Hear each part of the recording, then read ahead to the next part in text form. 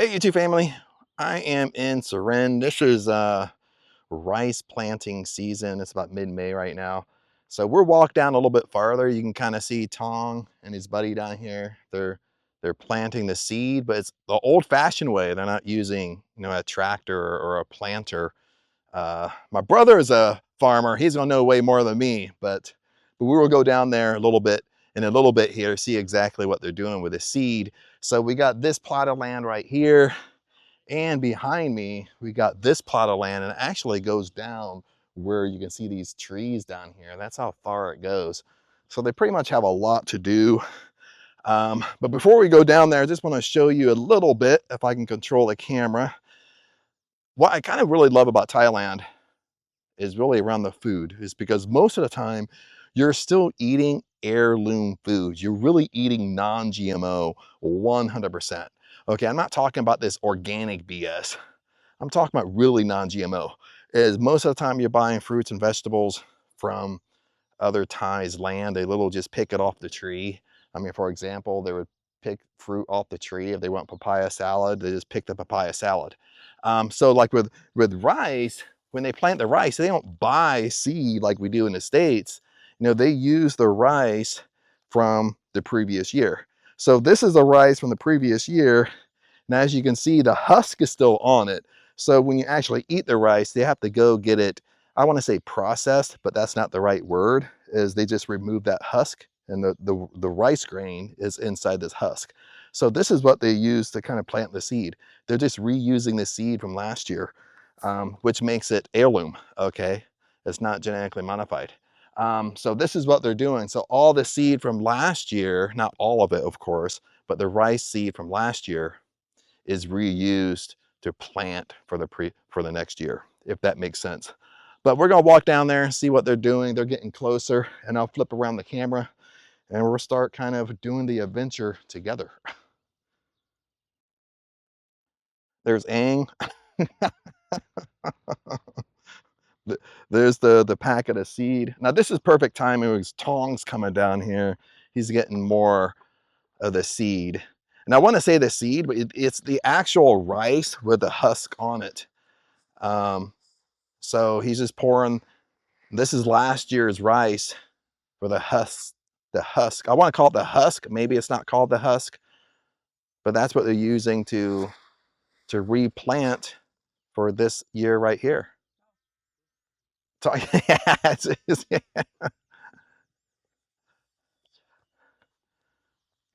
so we'll follow Tong out there. Then, and like I said, they're doing it old-fashioned way. Now some people will have farm equipment.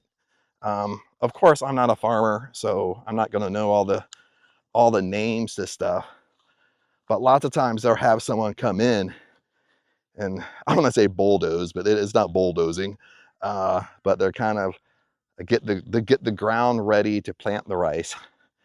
Then they'll come out the old-fashioned way and throw the rice walking around like that. And they really got me. This probably will take the whole day, but there's really a lot of, really, Aang owns a lot of land up through here. So, and once we get closer, we really see kind of how they're doing it. And I mean, it looks kind of fun to me, but I don't know if I want to do this all day. So we're zoom Tong up. This is Tong. That's how they plant rice, right here, baby. And this is kind of like unique even for me, because just being from the States, like I said, my brother-in-law is a farmer. He actually owns the land. It's his land, generational. It's a generational farm. So, but he has all the fancy equipment. He's not out there throwing seed like that.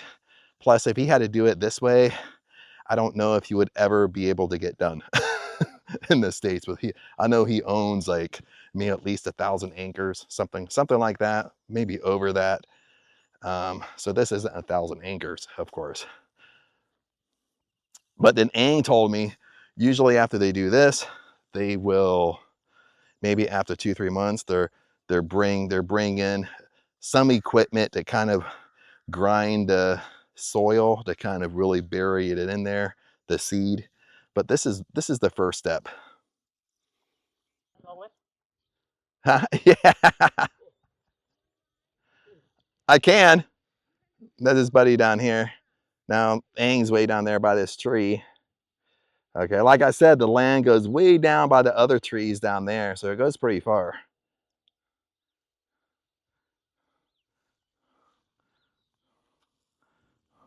But they want me to try, get my hands dirty. But sometimes when people meet me, sometimes people, they don't really know how I grew up. I kind of grew up like this a little bit. Not so much on a farm being a farmer, but I grew up on a farm. But let me switch around this. Let me switch around the camera here again and we'll do some more. Okay, here we are. Tong's there. His buddy's over there. Sorry, I forgot his name. It's pretty warm today, but it's mid-May. Unfortunately, you kind of do get used to it a little bit. I mean, hot season is February, March, and April. I mean, I'll be honest with you, April is pretty intense, especially up in Surin. I'm not joking. Like April is a month where you really feel like going back to the States. Just to be transparent, it's flipping hot. You know, it's hot and humid. The best thing to do, the best thing to compare it to, like if you lived in Florida in the summertime, you can't even go outside. So I'll step in there to see, to throw some rice. That's what they want me to do. And bring back the farmer Chad. Next time you see me, I'm gonna be a professional farmer, or at least a professional rice farmer.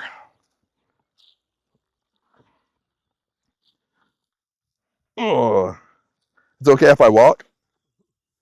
Yeah. So even when I come out here, maybe I'll switch around. You can just see the rice. I'll switch around the camera so you. Okay, I'll get kind of close so you can kind of see the yellow, the yellow. This is the husk of the rice. The rice is inside. So that's what they're throwing around here, just right on top of the soil. That Aang said after they do all this, they're kind of bring in some equipment to kind of bury that inside the soil.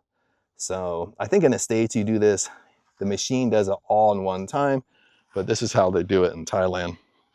So we got them kind of following them. Tong's out, he's going back for more of the rice. Here's his bud over here throwing. Doesn't seem too hard. I guess I could be a rice farmer. And but I think the biggest thing, you want to find people that you can trust that come out and do it. They're not, they're not just coming out here drinking Thai whiskey and taking like 4 days to do this. This is like a 1-day job. All that stuff. You can see the long view of Aang and Tong. So far we went through one huge bag of rice. So I think we got about 5 or 6 bags like that to actually plant.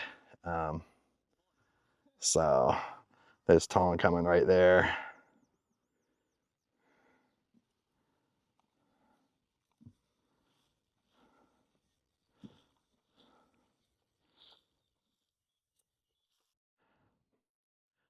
Now we'll switch it around to see if Farmer Chad will start farming.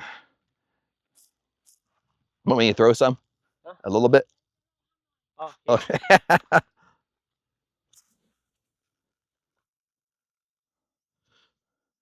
Okay, I'm a farmer now. I'm a rice farmer. They're gonna want me to do this every year. Probably, huh? Or they're gonna be like, Chad one time, no more. See how I do this? I'm a professional already.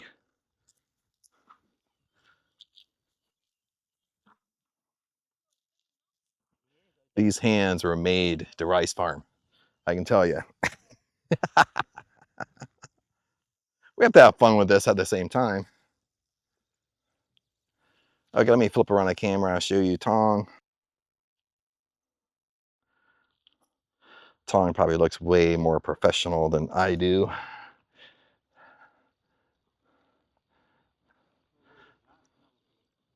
Like I said, like when Aang said she owned land for rice, I just assumed that. I know they didn't own like farm equipment, but lots of times how they do it, like in the village, usually someone in the village will own farm equipment, and then they'll just pay them for a day to come and and do the land for them, or get the land prepared for them to plant rice. And then Tong and them come out with the seed.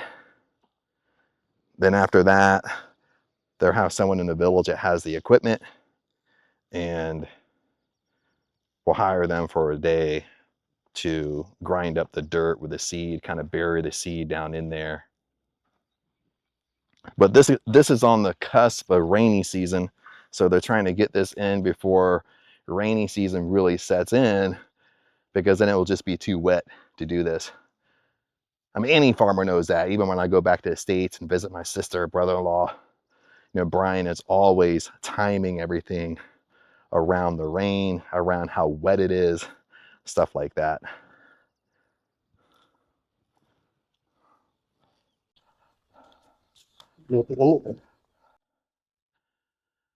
Okay, they're walking way down there. That's where they have the other bags of rice, and we're kind of I'll walk with them, but this is the one plot. Make sure I don't have it zoomed up there. Yeah, that's the one plot they pretty much almost done with. Then they have to do this second one here, and the third one goes way down by those trees down there. If you see how far it really goes. Right now, they're walking down through here, where you can kind of see the motorbikes down there. They're getting more rice. We'll go down there and I'll show you up close again the grain or the rice with the husk on it, and that way you can see it up close. I tried to show you before, but it was a little bit not that great of an angle. We'll see what they're doing down there. They might just be taking a little break. It is kind of a little bit toasty today.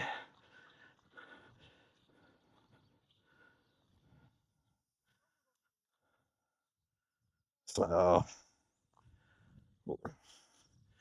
we are almost there. So in the buckets, that's actually what it looks like right here. That's the rice with a husk on it right here.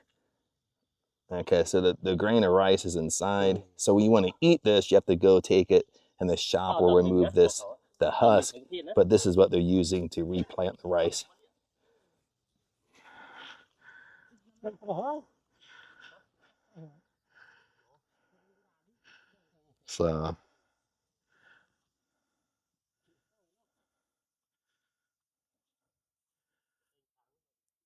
So they're pretty much almost done up there by that tree.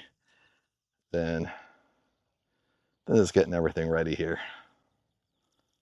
Okay, Ang was just telling me, I did make a mistake when I was explaining it, like up through here a little bit. Ang was telling me once they're done today, once Tong and them, once they're done kind of, I want to say planting the seed, throwing the seed on everything, then in the evening, then their friend has the tractor and he will come and actually kind of redo the soil and put the dirt, and then the soil will redo the soil. Sound like an amateur here, but oh well. As in the seed will go inside the soil, but they have to do it today, because if they're just throwing the seed on top of the soil, what will happen is the birds and everything will come in and actually eat the seed. So everything has to be done today.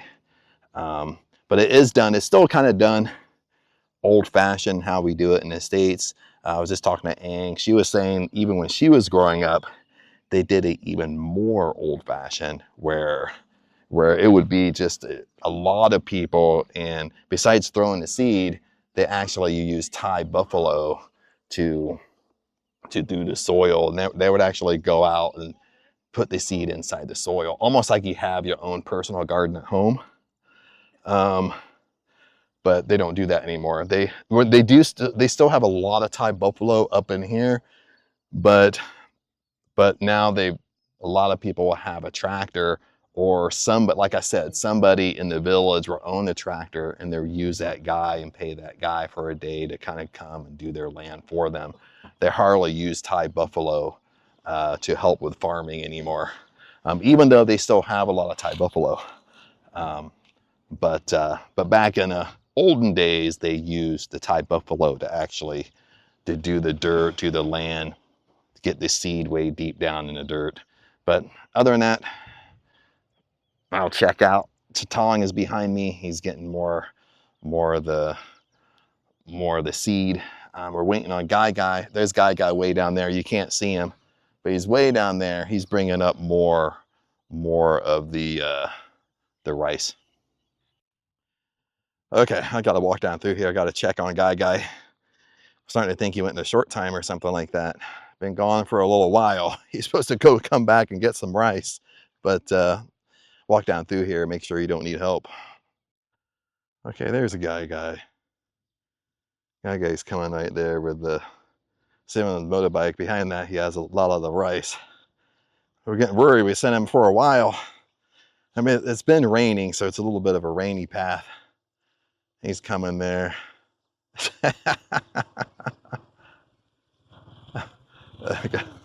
You got the rice right there. There he goes. Yeah, that's what we're waiting on. He's bringing two huge bags of rice.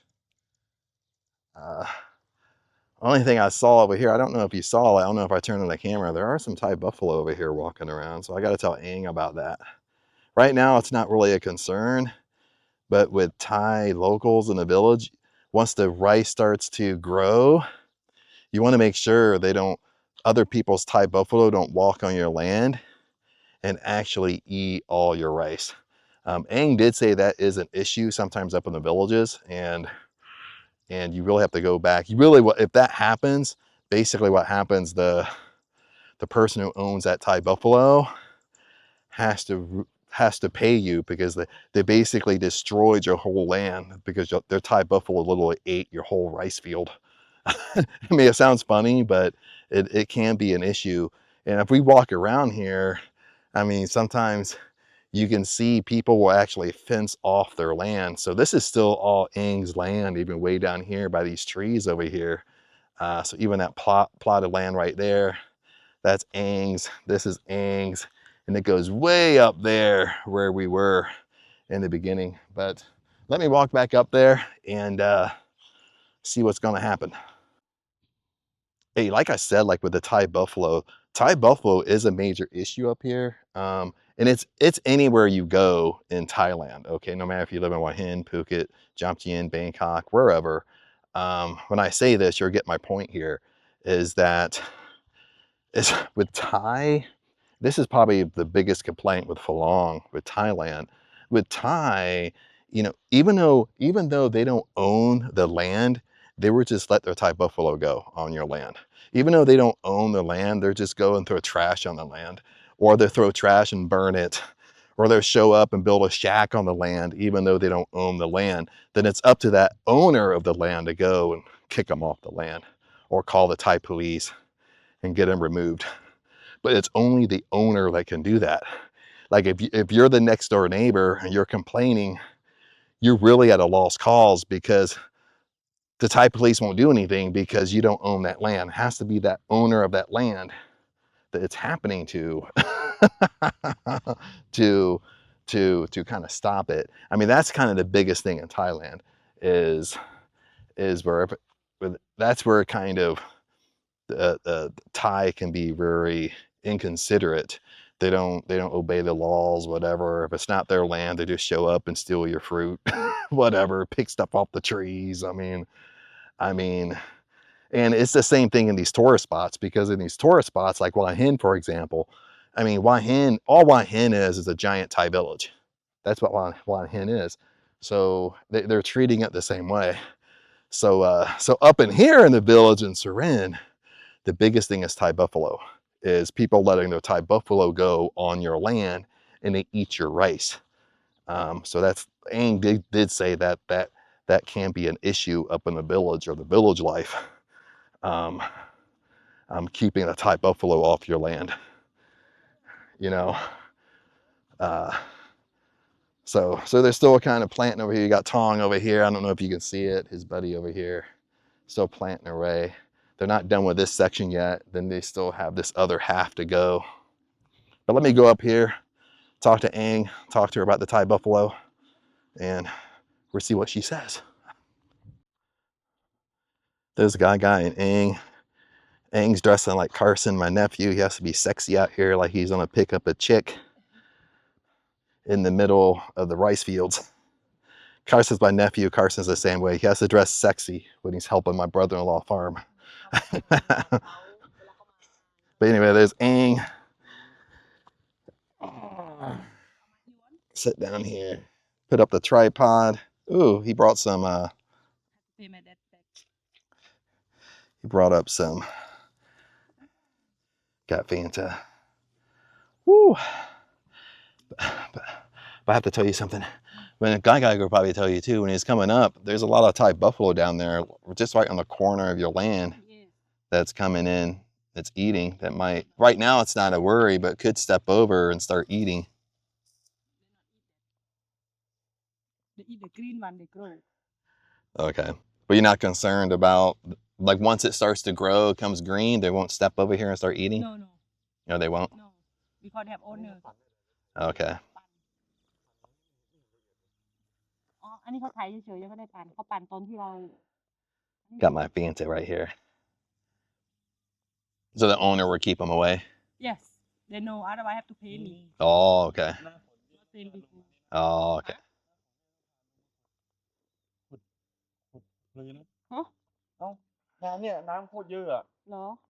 See, that's what I was saying, is like, especially up in the village, like everybody knows everybody. So it's not like you're living in a big city, you hardly know people. Most of the time in the village, I mean, lots of times you'll find that it's all family, or they're connected somehow, or they just know you. So if their buffalo comes in and eats your land, they got to pay. And it's a hefty pay because they pretty much ate all your rice for the whole year. So they pretty much wiped out your crop for the whole year.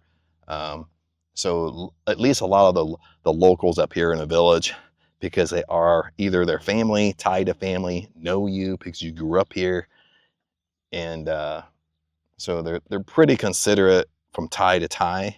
Maybe not so much from Phalang to Thai, but they know that they're going to know you, and they're going to have to pay you because their Thai buffalo ruins your crop. The Thai buffalo, they have owner all. Yeah. You must know who the buffalo from who. Oh, okay. They take easy. Oh, yeah. Yeah, but so Aang, she's not really worried about it, just because she knows everybody. She knows whose buffalo belongs to who, where they go, stuff like that. But as a Phalang, it's easy because it's like you just see Thai buffalo walking all over the place. But anyway, let's check out here. I'm gonna drink some Fanta, get cool. What do you want? Okay, we're down here in the beginning where the land starts. We moved the bikes down here. It's more shaded down here. And this is the beginning where, if you can see it here, I don't have it hooked up to my camera hooked up to the tripod anymore. This is where the beginning of the land starts, just like right through here, where the trees are. The trees is a line here. Then they're still Tong, and them is still way out there, if you can see them. If I can get the camera right, you can see the bags of white rice, the bags down through there. So they're still working. They're probably about halfway done right now. But what I wanted to show you here is there's a little creek down through here, like right through here, and it's all dry right now. This usually, when I come up here, like around Christmas time, this is all filled with water. I've seen this completely full with water, or sometimes water is coming up to these trees right here. If I'm holding the camera right. Sorry if I'm not. There's a glare. But right now, since it's hot season, the edge of hot season, it's the edge of rainy season right now, mid-May. But once rainy season hits, it will fill this all back up. But this is kind of amazing to see because it's flipping dry right now. Just a little bit of water, that's it. But I've seen it completely full, like it's a flipping, it's not a river, but more of a big creek. But anyway, just want to show you that. What we're kind of doing now, we're kind of watching what Thai will do. Like Aang is over here in the corner here.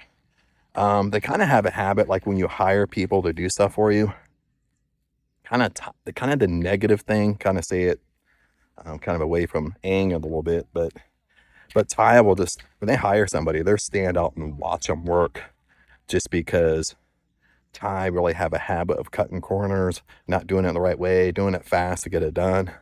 So that's why you'll see Thai, when Thai hire Thai, they will stand there and watch them. Even if it's all day. We have a friend, or Aang has a friend that I'll show you in a different video, but Aang lives way up here, way beyond. And I have a friend just built a house up here, maybe like 1.2, 1.3, 1.4 million baht. And she said the same thing. Like, if you hire a team of people or they bring in a team to build your house, you got to sit out there all day long and watch them. Make sure they're not clowning around, they're not cutting corners, they're not flipping drinking Thai whiskey on the job. Um, that's a little bit what gets to me, because if I hire somebody, I don't want to micromanage you. You know what I mean? You're a big boy, you're a guy. You know what I mean? You're an adult. If I have to treat you like a 10-year-old, then I'm gonna fire you on the spot. Bottom line, I'm not gonna pay you. I mean, I'm gonna send you home. If I gotta sit out there and micromanage and waste my time hiring you, then no. But Thai don't look at it like that way. Thai's like, you gotta stand out and watch them to make sure they just do it right. Similar with rice, they want to make like rice out here. You want to make sure that they want like a thick layer of the seed, not just so thin. So they want to make sure that they don't just drive away with a couple bags of rice and say they did it for you, but they really didn't. They really stole the rice from you. You know what I mean? I'm not putting it out there, but that's why locals hire locals. That's why when we came down here, I said, what are we doing? Are we going to go back? No, I got to stay here and watch them. I mean, you see what I'm saying? You got to stay out here and watch them work. They're out here for 5 hours, 8 hours. You got to sit there and watch them. Maybe you go in, get something to drink, come back, whatever, but you got to sit and watch. Every Thai local I meet in the village will say the same thing. You got to stand out there and watch them. No matter if you hire a company to do it or whatnot, you got to watch them. You got to watch them like a hawk. But other than that, just want to share that with you. Okay, everybody. Now we are turning the soil. This is later in the day, so you can see we went to somebody in the village that has a tractor. That way they can turn the soil, because remember when they were throwing the seed's just laying right on top of the soil. So if they don't bury it in the dirt, pretty much, all the birds will come and start eating the seed. Even when I came out here now, you see a few birds coming down eating the seed. So that's what it looks like I'm turning it. Just like farmland. You see farmland back home or whatnot. He's almost done, actually. This is the last little plot. He just has the one beyond that tree over there. That's it. So he's pretty much 3/4 of the way done. So this is just later in the day. He's just turning the soil there. Bury the seed down in the dirt.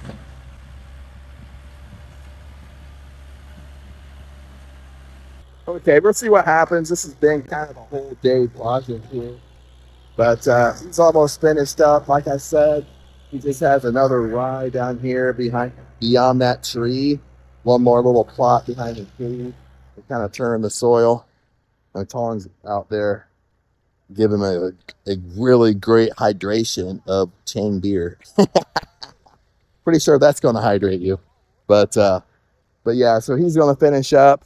And then I'll talk to Aang a little bit later, where she said usually in a couple months is something else they got to do, but I don't know yet. But this is the end of the day. Once he's done, that's it, baby. We'll let it grow time. Then I'll come back and keep you guys up to date. Hey everybody, we are back. It is June 22nd. So when I first filmed this, it was the mid-May or beginning of May. Hey, Aang, when did we plant this? May? Last month.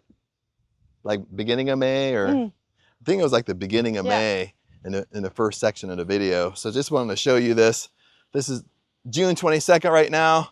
So I'm at the cusp of the field. You can see the rice fields right here on the side. It's growing up. I'll flip around the camera so you can see it. And right here down in the beginning, but we'll walk up here, take a look at it. You can see all the greenery. Looks way different now. Now Aang told me that the rice actually grows pretty high. How high does the rice grow? Grow like to here. Like yes, yeah. Very high. The rice gets pretty high. I didn't really know that. But the only thing we got left to do is maybe, Aang said maybe in a couple months, there's a few things is we have to, they call it nutrients, like you kind of spray it, not spray, but kind of spray the nutrients, kind of help it grow.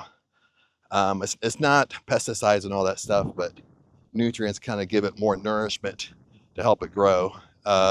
We also might have to, when it gets a little bit higher, we have to come back and maybe fill in the spots, make sure the weeds don't overtake the rice. So we might have to hire someone to come in and pull the weeds. But other than that, it's looking pretty good. So let me flip around the camera, show you. It's starting to rain. So just in case it hits a downpour, I might have to start running.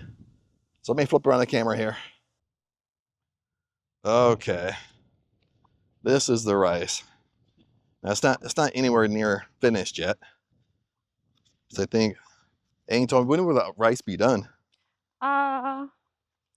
Before New Year, like around December? December.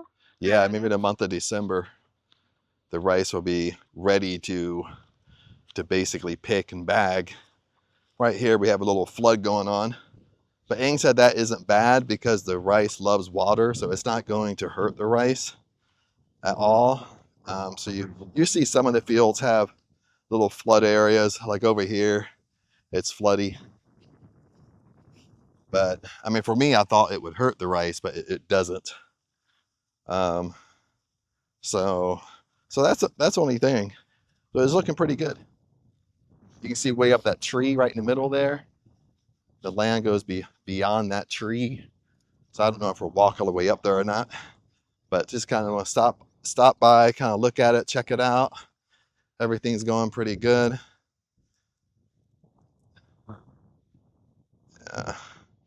There's Aang. Then when will we have to spray? Not spray, I mean like a vitamin for them. Yeah, like vitamins. 2 months, 1 or 2 months. 1 or 2 months? Yeah. When we have to pull the weeds?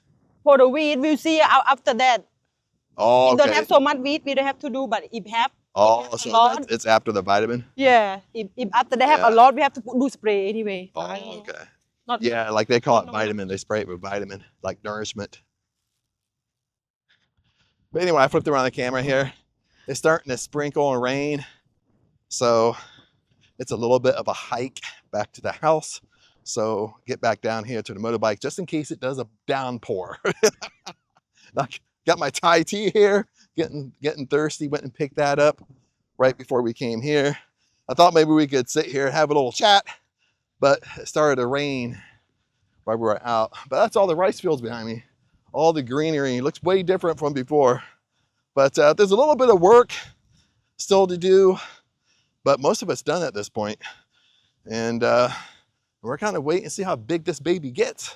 I mean, the first time, I've seen rice, but I've never seen a rice field. But anyway, YouTube fam, just want to share that experience with you. Other than that, hopefully you enjoyed it. If you want to comment with questions, you can comment as well. If not, peace out. Remember, I love you guys, and I'll see you in the next video.